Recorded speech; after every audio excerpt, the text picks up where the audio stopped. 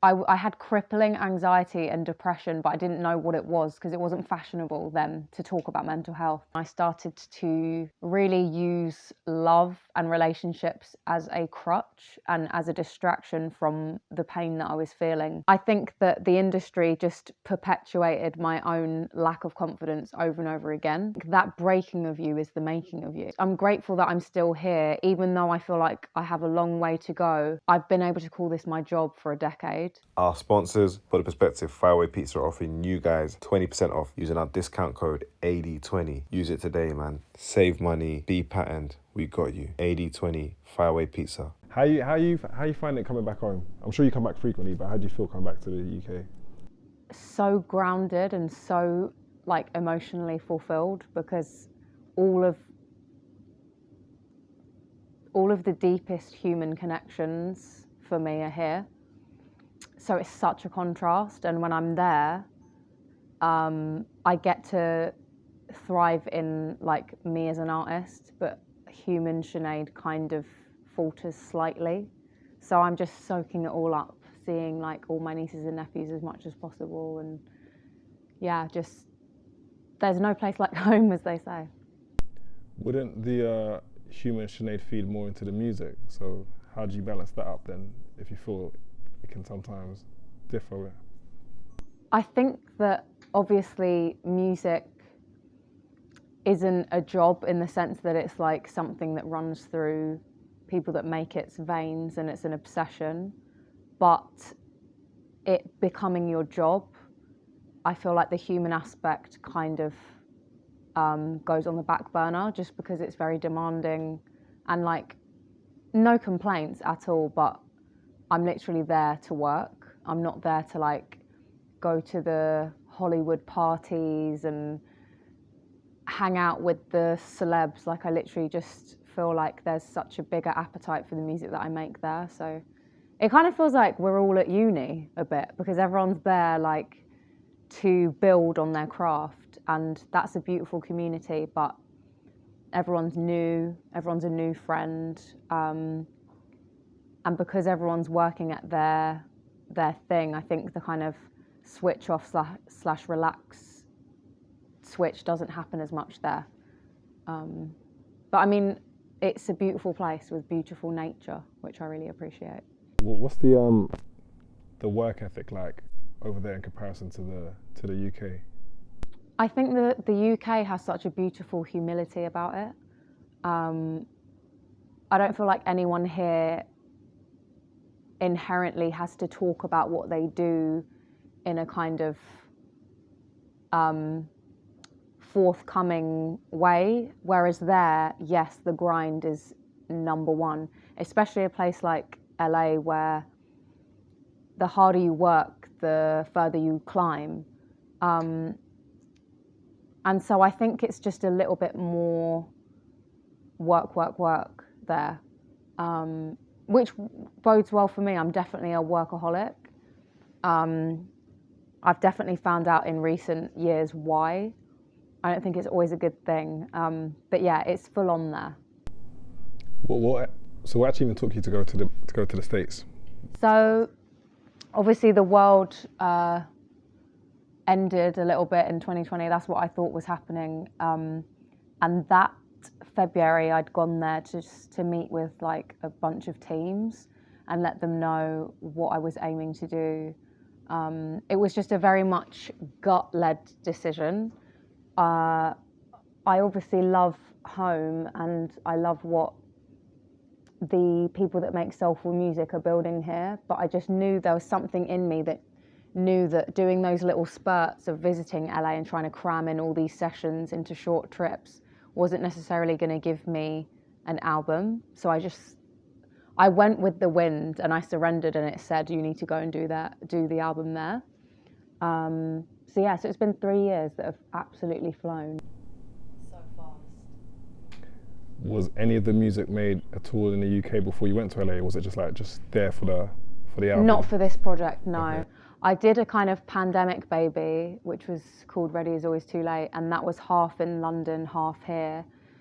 I kind of like worked with the people that were willing to work in that period of time, because, you know, a lot of people didn't want to be around other people for health reasons. So that was that, but this project was fully made in America. And it's the first time I could dedicate a whole chapter of my life to a project in one place. So that was such a sick experience. When you come up with the title, Yeah. Do you start with the title, or is it as you make the music you decide what you're gonna call the album? Like, how did you come to that part? I'm someone that cannot plan art. I can't go into a studio session and say, I'm going to write about this. It's very much my heart and my gut leads. So I didn't really have the title until probably about 3/4 of the way through the project. And I kind of stepped back and I was like, what is this saying? What is this about? And then the title came up. And also it was just coming up naturally in life, having to learn that lesson. So I feel like all my music and titles and stuff like that writes itself. I don't think I'm some like Shakespearean expert. And I've definitely spoken about her a lot, but Indiari was the woman that said in an interview, like, we are just a vessel. And that's really what I realize I am now.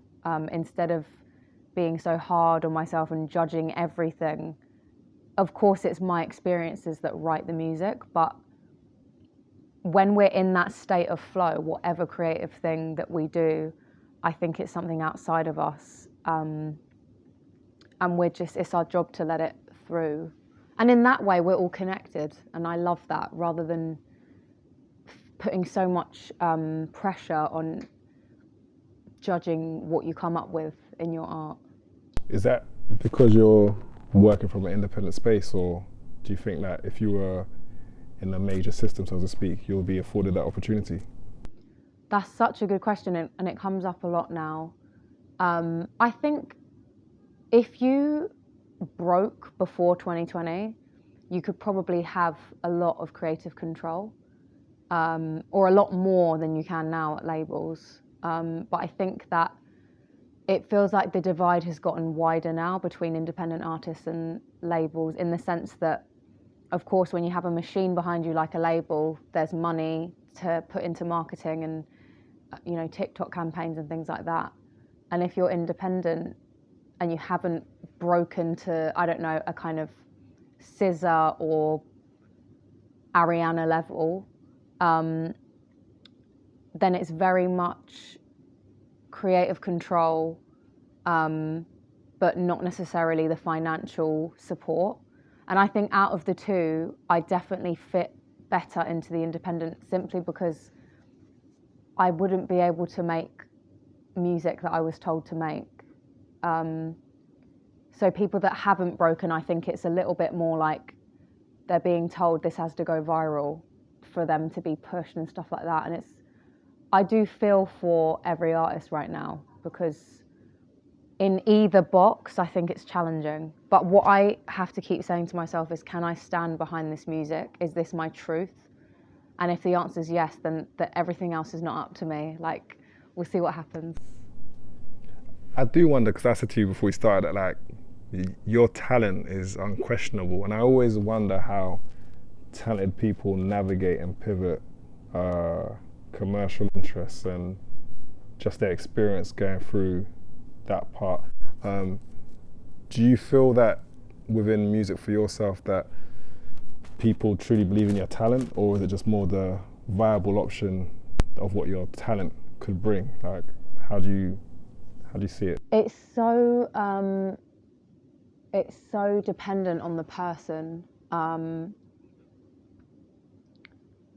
Interestingly, I think when I perform to an American audience, I feel that my talent is appreciated in such a deeper way. I think they really grew up with singers, and I just love that vocal support from an audience. Maybe in the UK, hits are, It's hard though, because like if SZA, her, Daniel Caesar, obviously Frank Ocean, if they came here, they would sell out their show straight away. But maybe it's just that the UK has like a niche crowd, which R&B unfortunately falls into, or it has a hits crowd. So I don't know. I think some people do love me for my stories and my songs and my voice, and some people love me for the well-known remix or whatever, and each to their own, I guess. What does boundaries mean to you? Like, what does it spark when you called it that? Well, I just think that everything that's wrong with the world could be so easily improved if we all had the gift of self-awareness. And for me, my art is fed by my life, and like most people, I've really not managed to perfect my mental health. I think the way that I grew up definitely impeded my self-belief and confidence and all of that, which is very common. I don't think it's actually that common to have no trauma in your life. So for me, that title and that notion was born from starting therapy like 2.5 years ago, and realizing that that was the only way, once implemented, that I could actually heal my inner child and my trauma and all of these things that I removed from under the carpet that had just been another carpet every year. I'm now trying to unlearn and like repair that as an adult. I just think that boundaries are the building block for everyone's healing. So it just felt right to be the title, and it's just such a huge, significant part of my life. I'm still trying to learn now, like, when will you get it into your head that you need to have some self-worth and like put yourself first. And it's interesting being in this industry, because it really will beat you down if you let it. And I think, yeah, I just need to practice what I'm preaching a bit, and that's the message behind it. It's interesting you said about therapy, because I was thinking about doing. Well, I'm going to start myself. Amazing. Yeah. That is absolutely incredible, because a man is not taught to be vulnerable. They're not encouraged to. I'm so happy that people like Stormzy spoke about his depression, because there are so many now celebs that are talking about the stuff that they've battled with that makes it okay in a society filled with toxic masculinity to talk about your vulnerabilities. And also, one of my friends, she's been in and out of really unhealthy relationships, which is a theme that me and her share. And she said, I would not enter my relationship now, which is her most healthy, until he agreed to start therapy, because there's baggage that we all need to take care of. So that's a huge round of applause to you. That is so beautiful. Not to sound patronizing, but you should be so proud of yourself, because it's just so necessary. He hasn't produced on this album, but my friend JD Reed said that he was out with his boys recently, and he just sat down, looked around and said, right, everyone, how are you? Honestly, how are you? And he said he could see the shock and the panic on so many of his friends' faces, because they didn't know, they were not asked that. And then one by one they went round, and some people were shy at first and scared to say it. But he was just like, you know, he's recently become a dad. His children are so beautiful, they're so cute. And I think it's just opened up his emotional capacity, and so he wants to have those conversations with his male friends. Yeah, therapy was so I definitely feel that when I was younger, still young, guys, come on. Yeah, when I was a child, like I had I had crippling anxiety and depression, but I didn't know what it was because it wasn't fashionable then to talk about mental health. It was for a number of reasons, but with compassion, I will say that as a single parent, first generation Thai woman with 2 kids and no money, I can imagine it would have been super hard for her. And as an adult now, of course, I can see that, but it doesn't make it okay, the way that it was. So I think then I became a teenager and I started to really use love and relationships as a crutch and as a distraction from the pain that I was feeling. So I just basically was in America. I'd been living there for maybe 10 months. I'd met someone. They were, again, the same person with a different face. They were a person that didn't seem to treat me like a human being that deserves kindness. Everything was their way. And I saw that here we go again. There's someone broken that is trying to break me, but I'm already broken. I don't need any more breaks, thanks. And yeah, that I removed myself from that situation. It was highly unhealthy. And on a whim, I just said to myself, a lot of people talk about therapy. Let's see if there's anything in this. Let's see if I deserve this. Because I didn't think I deserved it. I'm very used to, it's funny, it will probably sound weird for me to say this, but I'm used to keeping myself small. That's always been the thing I've done, which is why the contradiction of doing music is so strange, because it is very much, come and watch me sing, come and buy this song, listen to this. And actually you'll find that inside a lot of artists is just a very scared inner child who doesn't, even not just an artist, most of us, we have this inner child that just wants to be loved so desperately. So on a whim, found this site. It was called psychologytoday.com. Found 3 people. I loved the aura of this one particular woman who actually was an addiction specialist. And I, up until this moment, didn't think I had an addiction. Anyway, we did a consultation and we did like maybe 6 weeks together. And she said to me some things like,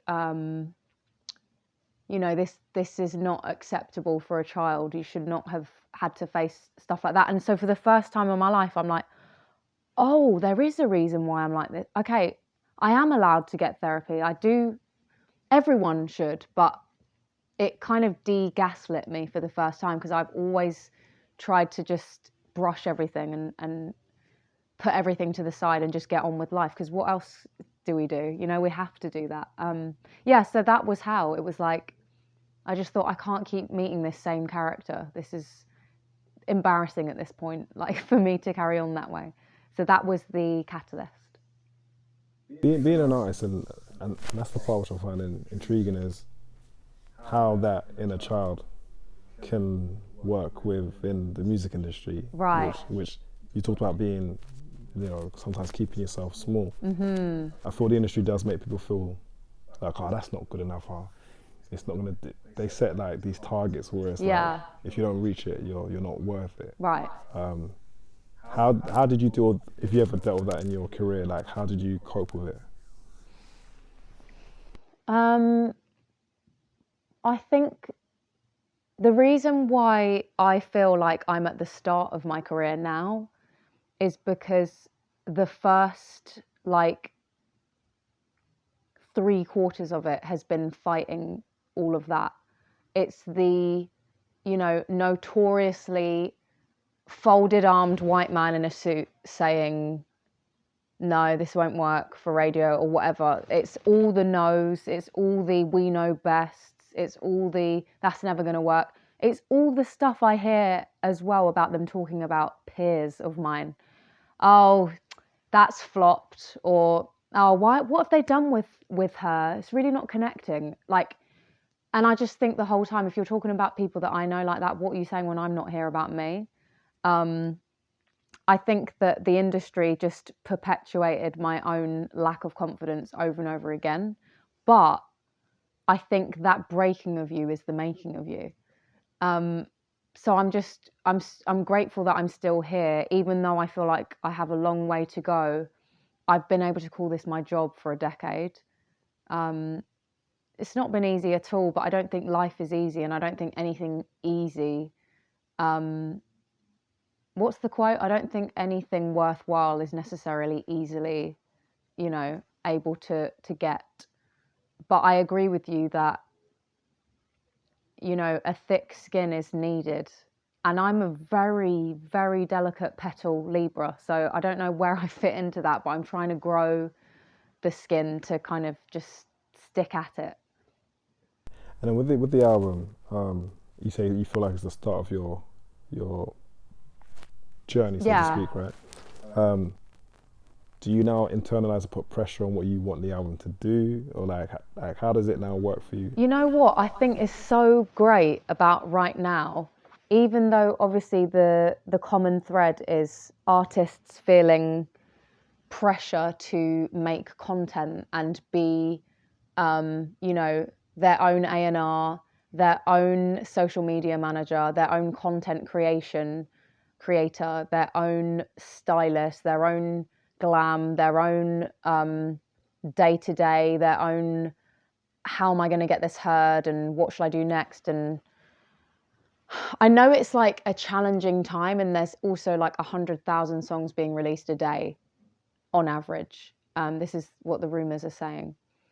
However, the positive side, which I like to look at, is all I have to do now is tell the truth. I just have to tell the truth.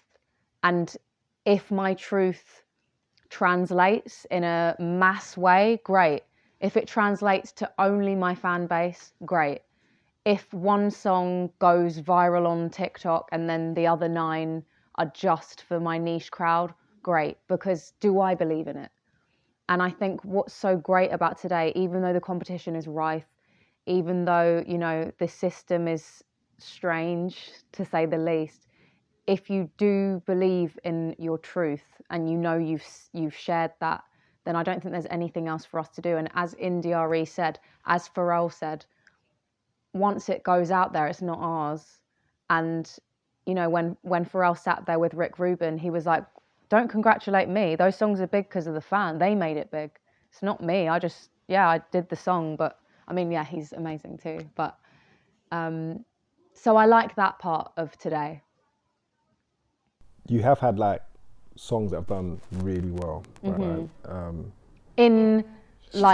It's all relative, isn't it? Because my doing well is nothing compared to Justin Bieber. Yeah. His is different to The Weeknd, but I think for me, as like an 18-year-old, I never would have dreamed of what I've achieved. So because I'll try and always put myself down because I'm silly. But yes, I have had success in my way. I mean, in most people's way, but yeah. But okay, so my thing is, when you had like your big moments, and let's say the next song doesn't perform as well, what's the communication of why it's not doing so well? Is it like, oh no, it's you like, because like something does well, it's like, oh, okay, great, let's just keep pumping it. Yeah. Then you got another song and it's like, it doesn't perform as well. Did you feel like dejected? Like, did you start focusing on performances as well, or did you just keep it moving? I like to keep it moving. So one of my songs obviously is the most streamed out of the rest. So again, with the glass half empty, I could say, oh no, I haven't beaten that song. I haven't beaten it. Oh no. But with the glass half full, I'm like, without that song, they wouldn't be hearing all these other songs. And maybe it can be used as fuel to beat it, like, a kind of incentive. But it's just always gratitude. Like, that's all I can focus on. If I didn't have a most streamed song, that I could always work up to, then I wouldn't necessarily be here. So I'm just like, yeah, of course you're never going to not notice the numbers. You're never going to not notice when something doesn't necessarily get received how you thought it would. However, I think that's all part of the thick skin thing, that even when I think about my biggest songs, they took years to become the amount of streams that they have now. So it's just keeping the faith whenever you can. You said for this album it was like 3 years, right? Recording? Like two. How do you whittle it down to like 16 tracks then? How do you... Well, there's 2 of those are an interlude and 1 is an intro, but I wrote the most songs I've ever written for a project for this. I find the selection process really hard, but I know when I'm in, like, I know when God or the universe or Buddha arrived that day in that studio session. I feel like it's my job to show up, and anything else that happens is not mine to judge. But I can feel when, you know, the film Soul, when he's playing the piano, the Pixar film, it's a must see. It's all about the inspiration and like artistry and stuff, and how life is meant to be enjoyed. You can't just base it on your passion and talent. You're more than, you know, the thing you do, which I really need to keep. I need to watch that again. But he's a pianist, and he just like gets these moments where he's in the zone, and like it's just the best. Like I could just watch this scene of him playing the piano over and over again. That moment of being in the zone, I think, is when I choose the songs. I'm like, okay, I was in there. But sometimes I'm wrong too. It's interesting, like how you never know what's going to work. So in that process, being independent, is it more management, or because there isn't an A&R typically when you're independent? So who do you soundboard off? So my manager, I appreciate his taste a lot.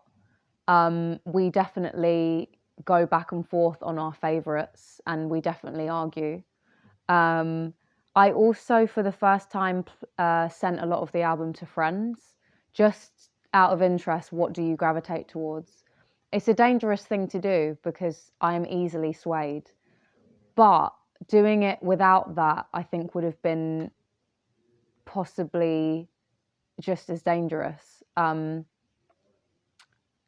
generally it's me, and then I guess the mirror of my manager A&Ring. And I'm releasing this album with a distro company called Stem, who have just been such a support network for me, and they had their favourites too. So it's been a team effort. Okay. When you sent it out to your friends, did you make any changes based on their feedback, or did it just stay as it was? I was too far in the finished process to make changes, but I did take their feedback on board, like what their favourites were. Was there a common theme of what the favourites were? Definitely. Do you want to tell us which ones they were? Thinking Less, which is definitely R&B vibes the most. I feel like the most is the cousin of Thinking Less. Burn. Yeah, Burn was a favourite. Say Something. I think that's it. And then obviously I've been playing stuff to the people that I've been doing interviews with on this promo run, and weirdly two radio presenters loved Shoulder and Spiral, which my friends hadn't really taken to as much. And now my favourite is Becoming You First, just because I haven't released it, and I'm just like, nah, she was in her bag when she wrote that one, whoever she is. It's me, but it's Goddess or whoever. Yeah, so my favourites change daily, but those were like standouts from friends and peers. So then now we're in that third album. Not the comparative nature of the other albums, but do you feel different towards this album to the previous efforts you've released? It's such an interesting question because you don't know how you feel in the moment once the moment's gone. But right now I do feel that I must feel differently. the first project, I think, oh, bless that girl. I was literally like a lone warrior trying to make the most out of the situation I was in and the energy I was in. I'd been through it. I'd been through the mill of the major label. Are you allowed to swear? Yeah. Bullshit. Like, I'd been through the, you need to write with this man because he's had this amount of hits, and literally went through a maze of session to session to session, so incredibly shy and scared and like being told what to do. And I was singing like someone else. I wasn't singing like me. So yeah, I was definitely like a weaker version. And then second project, I definitely remember thinking was rushed, because half again was in UK, half was in the US. It was a pandemic baby. They were what they were. Promo was non-existent. And also like rushed is not my vibe now. I'm like, I want to be able to stand behind this like forever. And so with this project, which very much feels like the first, even though it isn't, because it's the first time I got to make something in the same place, you know, with the same team, and take my time. It just feels very representative of me and my life story, and like just very, as a project, I think it's like eclectic, yet it just feels like one chapter of my life. So hopefully that communicates. I don't know, people might think it's the worst, but I know that I feel very connected to it. And I've never said that before. I've always been so unsure and scared. I think it seems clear that there's a self-belief now, you know. I think that's shining through. Is interestingly something I had a conversation I had earlier today, and I was just like, I think all creatives, all they just need is people just to actually believe, have vision, not just sight. Like, if you can believe in it, that's sometimes worth a lot more than the money. And I've never, speaking of that, I've never been motivated by money, and I think maybe to my detriment. I've not really known my worth. I think it's very easy to manipulate a young, vulnerable woman in music, financially, physically, emotionally, mentally. Luckily, there's a lot of change happening, which is great, but I just, for the love of it, is why I do this, and that I get to have a roof over my head is just a massive bonus. I think the music industry is an isolating one. It's almost like things happen and it's like, it's not spoken about. Yeah. But everyone else who's in it has experienced it as well, right, to an extent. Do you feel that you weren't protected at those points, or do you feel like it was just, I won't say rite of passage, that's the wrong way to put it, but it seems like it's a common theme, and I'm thinking if it's a common theme, then there doesn't feel to be too much that's been done to address it. It just feels like it's a part of what goes with the industry, which shouldn't be bad. I think the tale is old as time, unfortunately. Obviously, one of our own, an incredible human, is Ray, who spoke a lot about it in her music and on this album. And then we see like the kind of American Kesha, Taylor Swift, like all of these women talking about it's being taken advantage of and the contracts being wildly unfair. I wish I knew what I know now. Which is what do you know about?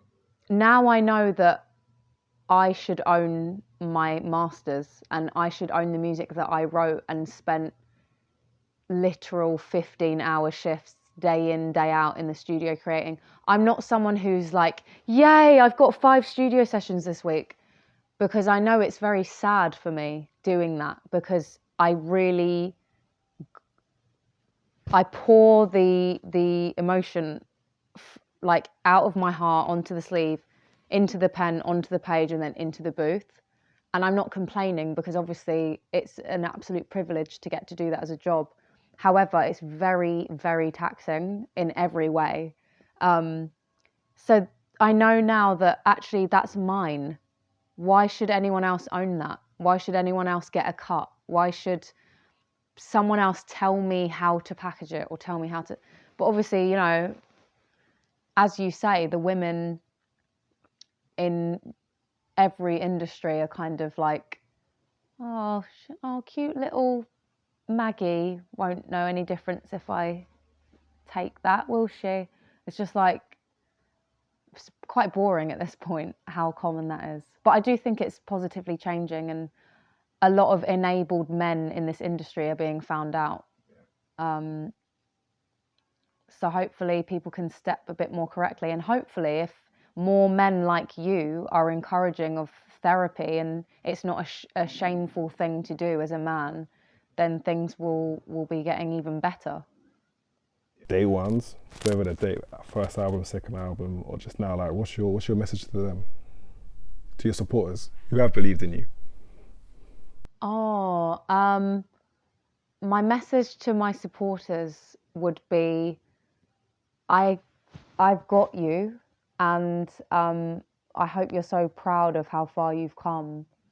I know that we're kind of growing together, and there's nothing that fulfills me more than that connection with them. So thank you so much, and I really hope that you're proud of yourselves, because we're still here, we're still standing. So let's keep going.